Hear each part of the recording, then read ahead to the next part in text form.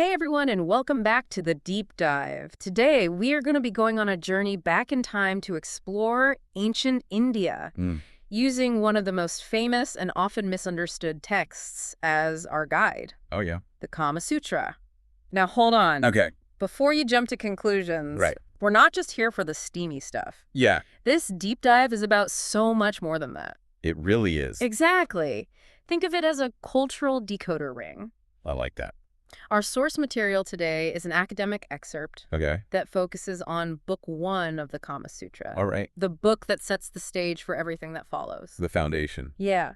And what's so compelling about this particular book Yes. is that it lays out the context for the pursuit of pleasure, That's right. what they called Kāma, as part of a larger system for living a good life. Yeah, and there was actually a lot of debate about the role of pleasure in a good life. Oh, I bet. So tell me, what was this good life they were striving for? Was it all about indulgence? Not at all. Ancient Indian thought focused on three aims of life: dharma, artha, and kama.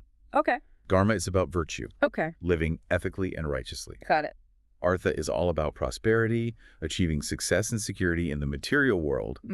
And then you have kama, Yes. the pursuit of pleasure and enjoyment. So it's like a three-legged stool. Yeah. You need all three to be stable. Exactly. Right. But where does the Kama-sūtra fit into all of this? Well, the Kamasutra focuses on kama, obviously, Right. but not in a vacuum. It argues that you should pursue pleasure within the bounds of dharma and artha. Okay. The idea is that all three aims are interconnected and support each other. Okay. That makes sense. Yeah, So it's not just about do whatever feels good. right. There's a framework for pursuing pleasure responsibly. Mm-hmm. But before we dive into the specifics of the Kama-sutra's recommendations, Okay, I'm curious about the text itself. right. Where did it come from? Who wrote it? Well, buckle up, because the Kamasutra actually has a pretty epic origin story. According to the text itself, Okay. it was created by Brahma, the Hindu god of creation. Whoa! Talk about a prestigious author. So did Brahma just sit down one day and decide to write a relationship guide? Not exactly. The story goes that Brahma created the Kama-sutra Okay. as part of his grand design for regulating human existence. Okay. It was meant to be a set of guidelines for navigating the complexities of life, especially those three aims we talked about: dharma, artha, and kama. So it was like a divine instruction manual for humanity. I'm guessing it was a pretty hefty read. Oh, you have no idea. Yeah. The text claims that Brahma's original Kama-sutra had a staggering 100,000 chapters. 100,000 chapters. I bet even the Cliff's Notes version of that would be massive. You're telling me. And as you can imagine, Yeah. a text that long doesn't exactly stay intact over time. Right. It was passed down, abridged, translated, and reinterpreted by countless sages and scholars over the centuries. Sounds like a game of telephone with ancient wisdom. It kind of is. So how did we end up with the version we have today? That's where Vatsyayana, Okay. the author we usually associate with the Kama-sutra, comes in. He saw that the text had become fragmented and disorganized, Right. with its essential message getting lost in all the different versions floating around. So he was kind of like an editor, Yes, compiling and organizing all this ancient wisdom. exactly. He condensed the sprawling 100,000 chapters into a more manageable 7 books, Wow. presenting the information in a coherent and systematic way. Now that's a dedication to preserving knowledge. For sure. And it's fascinating to think that this text, Yeah. with such a long and winding journey, has survived to this day. It really is. It speaks to the enduring power of the Kama-sutra's ideas, I think. Definitely. But before we get into those ideas, Okay. there's one more piece of context that's really important to understand. Right. Not everyone in ancient India was on board with this whole pleasure is good philosophy. Oh, yeah. Oh, really? So there was some pushback against the Kama-sutra's message. I guess not everyone got the memo from Brahma. Tell me more about these dissenters. Well, the excerpt mentions a few different schools of thought that had their doubts about putting so much emphasis on pleasure. Okay. Some of them, the materialists, were all about instant gratification. Okay. Their philosophy was, why wait for some abstract future reward when you can have pleasure right now? A bird in the hand is worth 2 in the bush. I could see the appeal of that argument. Right. Then you had the fatalists Yeah. who believed that fate controlled everything. Okay. They figured, why bother striving for anything, including pleasure, Right. if it's all predetermined anyway? Talk about a buzzkill. But I can see how that mindset would make the pursuit of pleasure seem kind of pointless. Yeah. Were there any other groups who took issue with the Kama-sutra's philosophy? Oh, yeah. The pragmatists were a force to be reckoned with. Okay. They were concerned that pursuing pleasure would lead people to neglect their duties and responsibilities. They saw Kama as a potential distraction from more important matters. So you're saying these pragmatists saw pleasure as like a slippery slope? Yeah. Like if you start chasing after butterflies, you'll forget to plant your crops.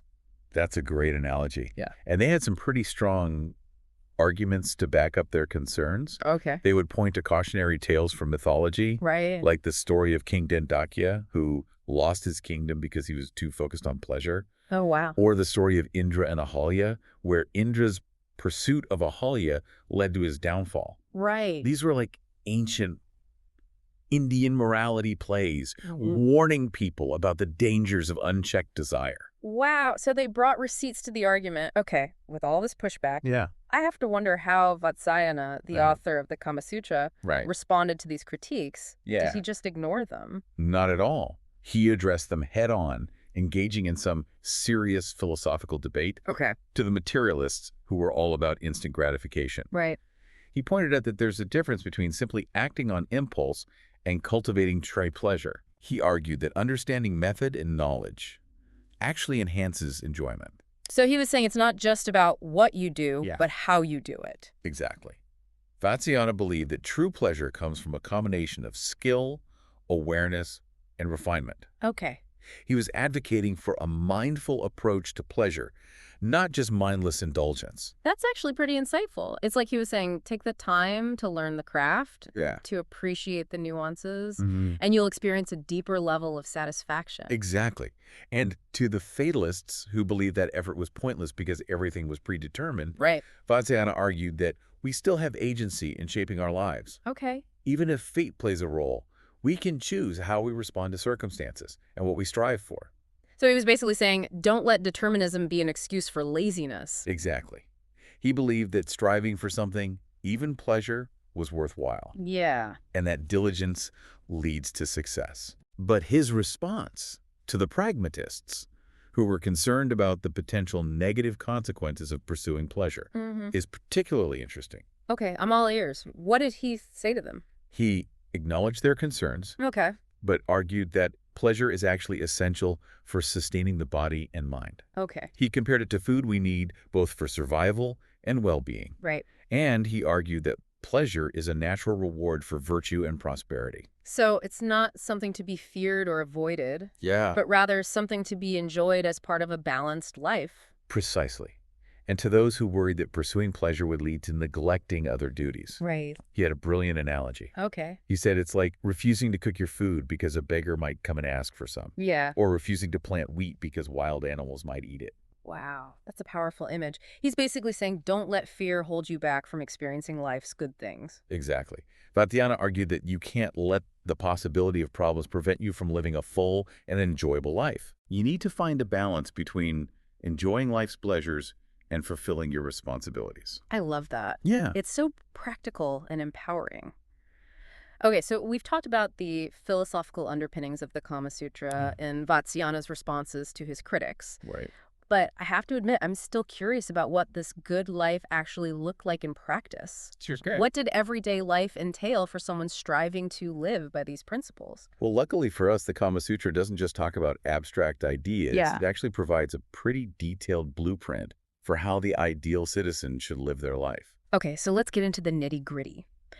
What did a typical day look like for someone following the Kama-sutra's recommendations? Well, imagine waking up and starting your day with a luxurious bath, Mm-hmm. followed by a massage with fragrant oils. Okay.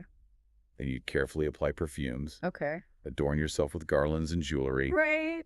and maybe even add a touch of beeswax and red lac for that extra glow. Beeswax and red lac. Now, that's dedication to beauty. It sounds like a spa day, ancient Indian style. Exactly. They really valued personal grooming and presentation. Mm-hmm. But after all that pampering, Yeah. it was time to tend to your duties. Okay. This could involve managing a household, engaging in trade or commerce, Mm-hmm. or studying various arts and sciences. So work hard, play hard. You got it. Yeah. And when it came to leisure activities, Yeah. they had quite a range of options. Okay. Some of them, like quail fights and cockfights, Yeah. might seem a bit unusual to us today, Right. but others, like attending musical concerts, enjoying artistic pursuits, or spending time with friends are surprisingly relatable. It's fascinating how some things transcend time and culture, isn't it? Absolutely. And speaking of social connections, the Kāma-sūtra even offered specific advice on hosting gatherings. Okay. It was like their version of a party planning guide. Okay. I'm intrigued. What kind of tips did they have? Well, they emphasized creating a harmonious and stimulating environment. Okay. That meant carefully selecting your guest list. Right. Making sure you had a good mix of intelligent, witty people with shared interests. So no random invites. It sounds like they were all about quality over quantity. Exactly. And of course, good conversation, music, and delicious food and drink were all considered essential ingredients for a successful gathering. It sounds like they really understood the art of hospitality, but I have to ask. Yeah. Were there any social boundaries or restrictions in place when it came to relationships? Oh, yeah. After all, this was ancient India. Right. And I imagine society was pretty structured. You're absolutely right. Ancient Indian society was highly structured, with a strong emphasis on social norms and hierarchies. Yeah. And the Kama-Sutra definitely reflected that. For example, intercaste marriage was strictly prohibited. So there were definitely lines you couldn't cross. What about romantic relationships outside of marriage? Yeah. Did the Kama-Sutra address those? It did. It acknowledged different types of relationships, Okay. including those with courtesans, Right. who actually held a more prominent and accepted role in society than you might think. Really? Tell me more about that. Well, the text mentions the concept of a ganika, Okay. a courtesan who excelled in the arts, Right. possessed virtue and beauty, Okay. and was even honored in public assemblies. Wow, that's quite a departure from the stereotypical view of courtesans. It is. And their inclusion in the Kama-Sutra Yeah. suggests that relationships with courtesans were not necessarily seen as taboo or immoral. It sounds like ancient Indian society was more complex and nuanced than we often give it credit for. Absolutely. But while there was a certain level of acceptance for different types of relationships, Yeah. there were also strict rules about who was off limits as a romantic partner. Like who? Well, the list included women with certain physical or mental conditions, Okay. close relatives, female friends, women leading ascetic lives, Right. and the wives of friends, relatives, Okay. loaded Brahmins, Got it. or the king. So there were definitely boundaries in place. Right. Designed to maintain social order and prevent conflict. Exactly. And it reinforces the idea that the Kama-Sutra wasn't advocating for unrestrained indulgence. It was about pursuing pleasure within a framework of social responsibility and ethical conduct. It's fascinating how the Kama-Sutra manages to balance those two seemingly opposing ideas. Yeah. The pursuit of pleasure and the adherence to social norms. It is, and it speaks to the complexities of human nature Yeah. and the need to find a balance between individual desires and societal expectations. This deep dive has been so eye-opening. I'm glad. It's really made me rethink my assumptions about the Kama-Sutra and ancient Indian society. Me too. I couldn't agree more.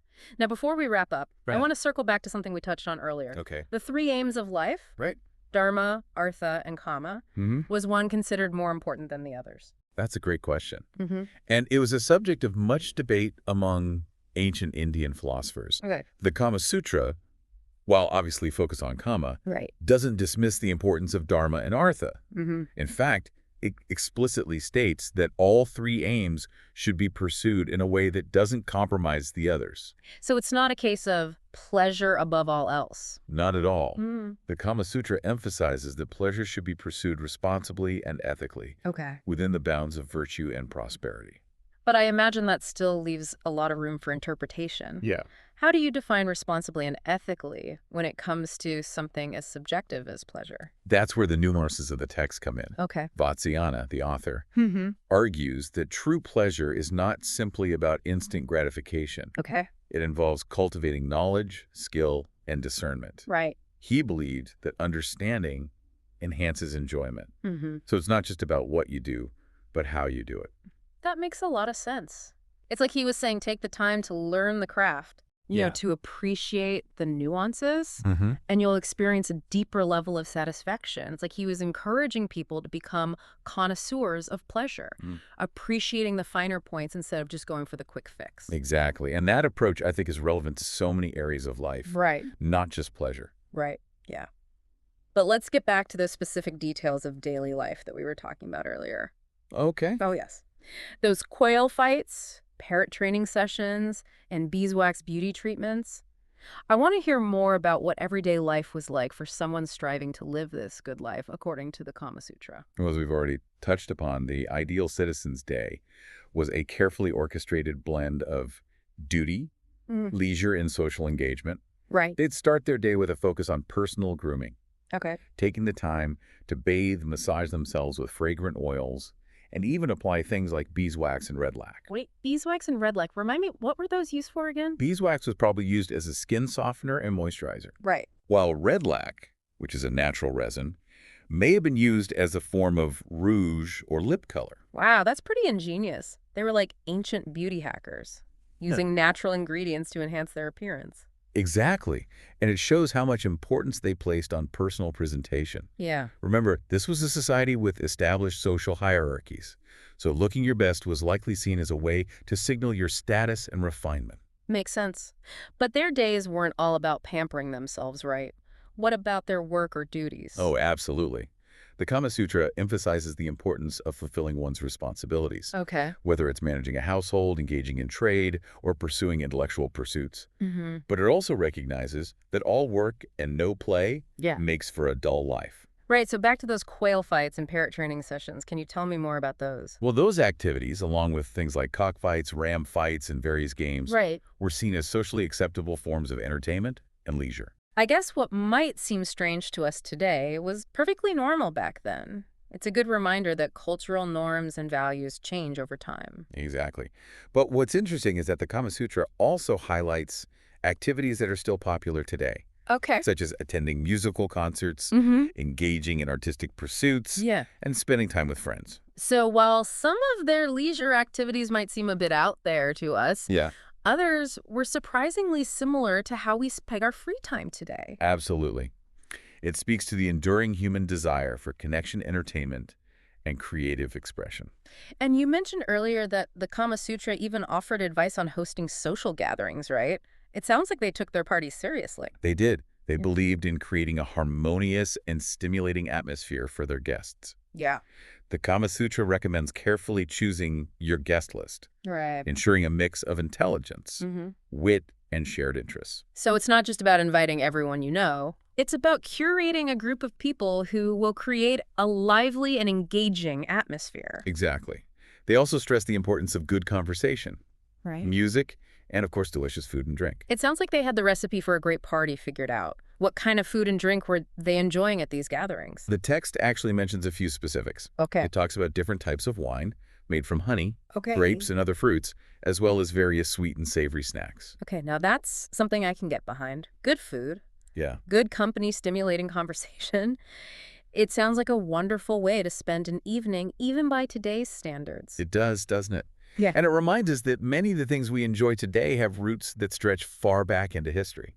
This whole deep dive has been such an eye-opener. I had so many preconceived notions about the Kama Sutra, Yeah?